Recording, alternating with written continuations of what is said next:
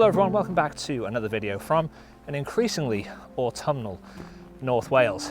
I mean, just absolutely beautiful. So happy to be out today, and I thought whilst we're out doing some photography, I would share my essentials, the bits of equipment, gear, apps, all sorts of different things basically, but it's the things that I think are essential for getting the most from your photography in the autumn.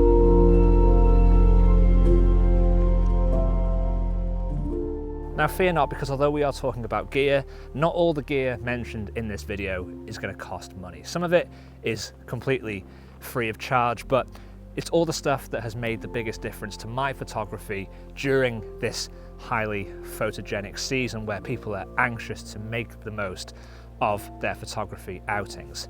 And speaking of photography, there's a little bit of housekeeping that I want to do before we get into all of these essentials, so bear with me. This will actually benefit you guys as well.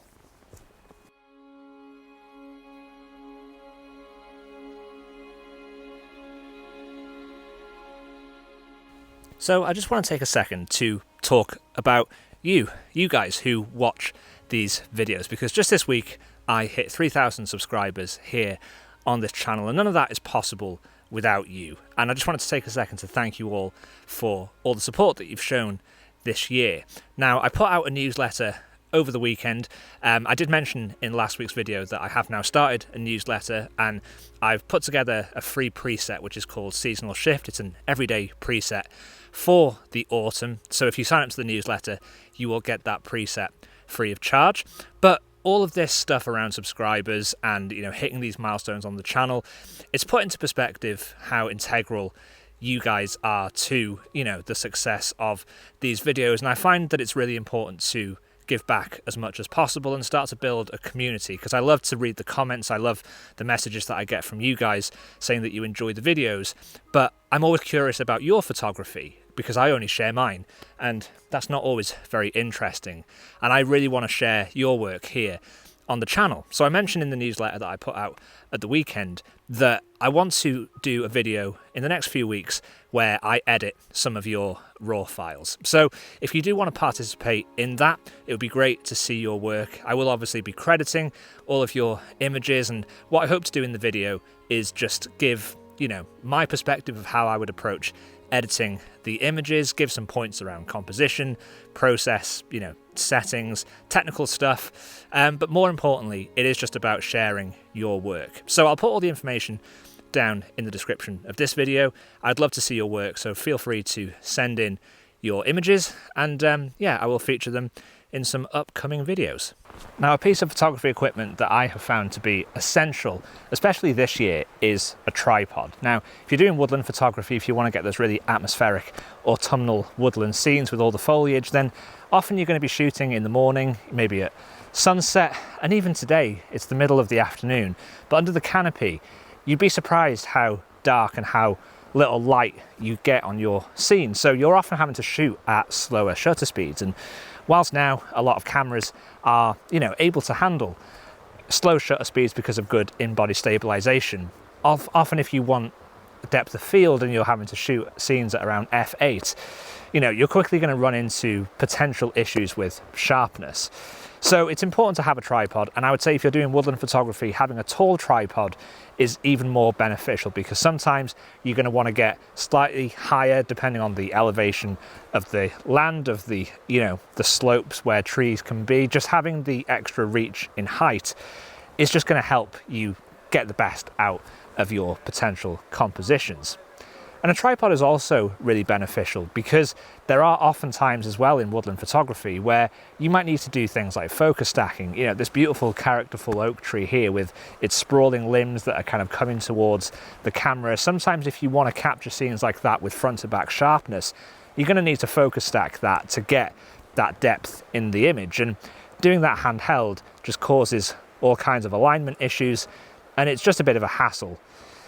And I guess the final reason that a tripod is beneficial, especially for autumn photography, is because it just kind of helps you slow down and sort of refine your compositions. That's been the biggest thing for me over the last kind of year or two, is that I've wanted to slow down a lot more and take my time and assess the value of a composition and really kind of hone it. And I think if you're handheld, sometimes that's just a little bit more tricky, especially if you're waiting for conditions. You know, if you're waiting for the light to come, you're going to need to stand in the same spot potentially, you know, for 5-10 minutes. Whereas if you've got a tripod, you can just set your camera, set your composition, and just wait for the conditions to happen around you.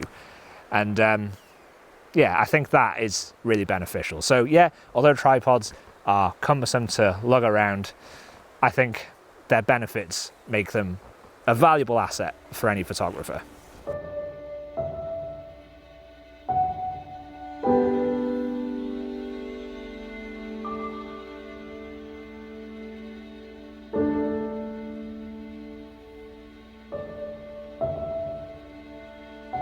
So you might be able to hear the running water of the stream behind me, but I think anywhere where you have water, and especially during autumn if you have really rainy, damp, wet conditions, I think a piece of equipment that is essential is a circular polarizer. Now, this polarizer is from Case Filters, but basically all a circular polarizer does is it removes glare and it saturates color. So obviously during the autumn, that saturation in color is going to be really beneficial. Basically, anytime you have wet leaves, if you use a polarizer, it's going to remove the glare off the surface of the water and it's going to reveal all the saturation of the colour underneath. And obviously, if you're doing woodland scenes or any scenes that involve rivers or running water, then again, this just removing the glare is going to make for cleaner compositions. Now, it is typical that I'm talking about rain and water on what has turned out to be actually quite a nice day, which is quite surprising given that I'm in a old ancient Celtic rainforest. I mean, Clue is in the name and there was rain forecast, but it just hasn't really materialized. So apologies that I can't really show you in any images the effects of a polarizer, but trust me, they are definitely beneficial and they'll take your photos to the next level.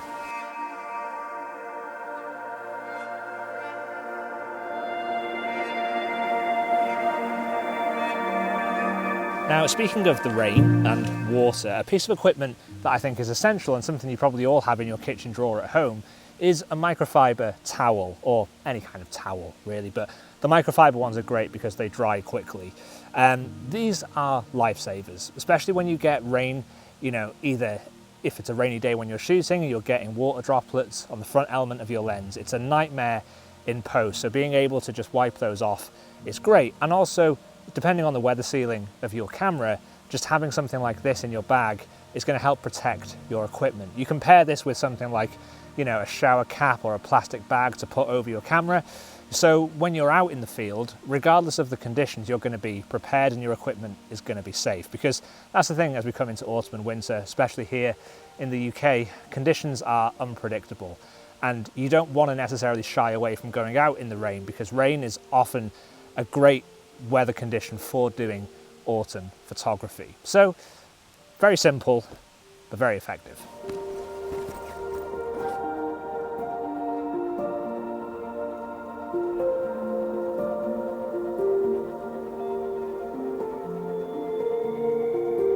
So it looks like the weather might be turning, the rain might come after all, and I think as well as kind of keeping your equipment dry, it's important to kind of look after yourself as well, right? I mean, it's important to be comfortable, because if you're uncomfortable, if you're wet, if you're cold, you're just going to want to leave and go home early, and then you're going to miss out on opportunities to do photography. So although I haven't needed it today, I always bring a waterproof jacket with me. I have my Patagonia raincoat that I've had for the last few years. It's just absolutely great. Keeps you warm, keeps the rain off you. And I just think having sensible footwear, you know, I've got a pair of Blundstone boots, which, you know, are probably not the best for all situations, but I've been to this location before. I know the terrain isn't too difficult, and Blundstones are super comfortable. So, you know, I'm just always happy to have those on my feet. Stops my feet from aching. But obviously, depending on where you're going, you might want some walking shoes, some boots. Something waterproof, again, is a positive because the weather is unpredictable. But, you know, I understand that all of this stuff can be quite expensive when it comes to outdoor gear. So let's talk about some free stuff. because I arguably think that what I'm going to talk about next is probably the most valuable things that you can use as photographers, especially landscape photographers. So as you would have seen today, conditions weren't optimal for woodland photography, but the essentials that I'm going to talk about next should all help you prepare and predict when those optimal conditions are going to be. So these essentials are completely free and they're all apps that I use on my phone. So I need to give a quick shout out to Tim Smith, a fantastic photographer. You may have seen some of his woodland photography on Instagram, and if you haven't, I will leave a link to his Instagram profile down below.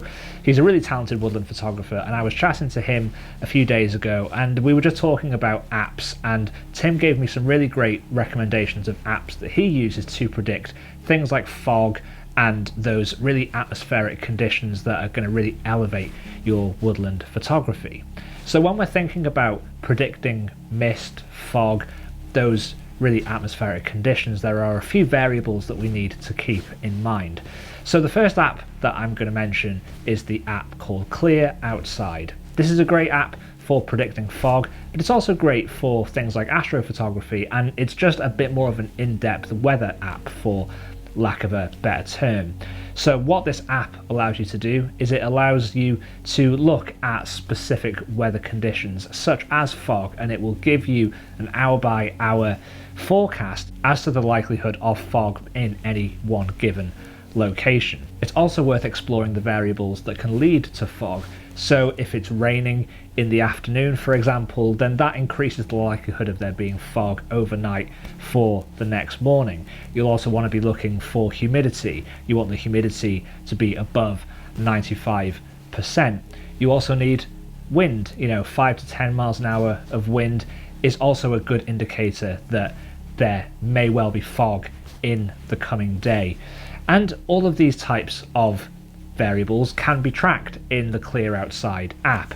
I also use the app Windy, which again is just as it would predict. It's a good indicator for wind forecast. So if you're wanting to check the exact speed of the wind in that particular area, it's going to give you really accurate data to help you determine that. The Windy app also has a ton of other features as well, and other data points that you can track in terms of the weather. And another app that I find really useful is just the Met Office app.